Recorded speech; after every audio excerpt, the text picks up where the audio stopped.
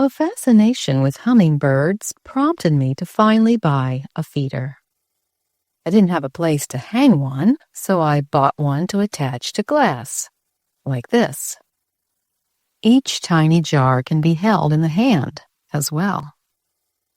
With the small feeders securely posted at the suggested height of 4 to 6 feet, peppermint essential oil, very diluted, said to neither harm nor deter the birds, was sprayed around the holder to keep ants and other insects away. Then came time to fill the jars. Not being a user of sugar, I had been hoping that my bird feeders could contain something more nutritious than sugar water made with the typical bleached variety. But then I read online that other sweeteners like honey, molasses, agave, stevia, etc., tend to have elements that can be detrimental to hummingbirds. Artificial sweeteners are not recommended either, for obvious reasons.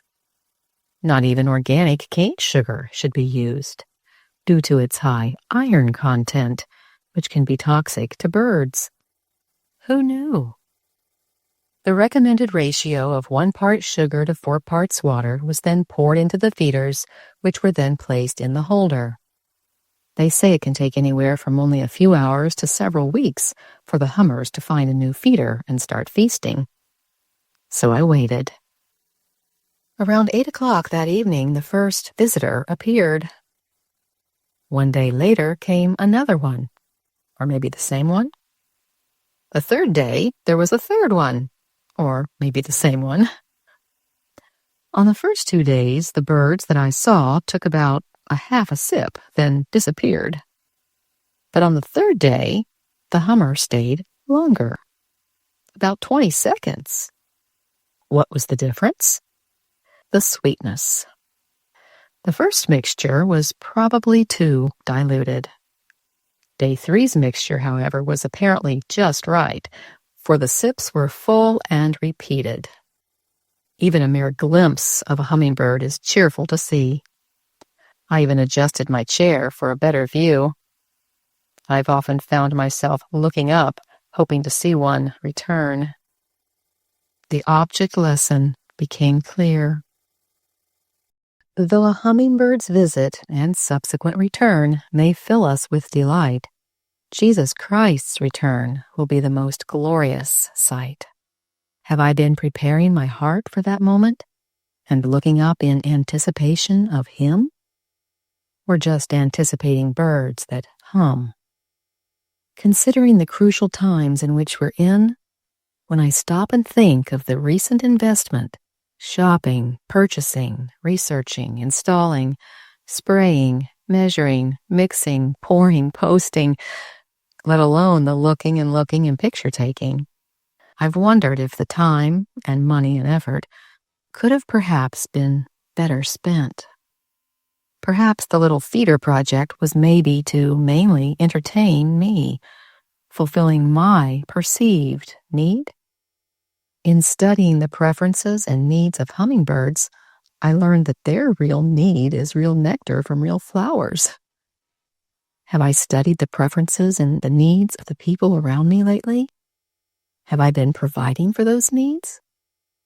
Or am I still just tending to my own needs? Though I am less selfish than I used to be, I'm still not yet in the condition I need to be. People, including me, need the Lord. Some really need food as well, and clothing, perhaps a home, maybe medical attention. The list of human needs is long. Not that any one person can take care of all those needs, unless that one person is Jesus.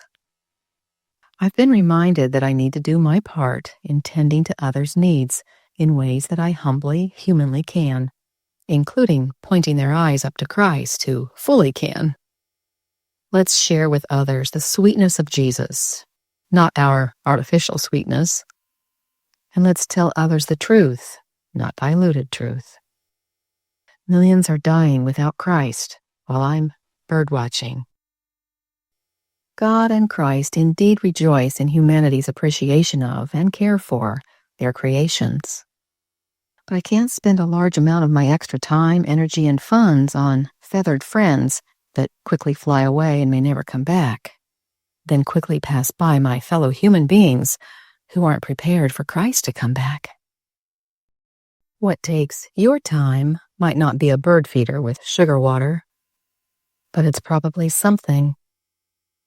Let's each reprioritize, starting with our eyes. Who or what are we looking up to? Who or what are we looking up for? Let's look up to Christ, encouraging others to as well, all the while looking up for his return.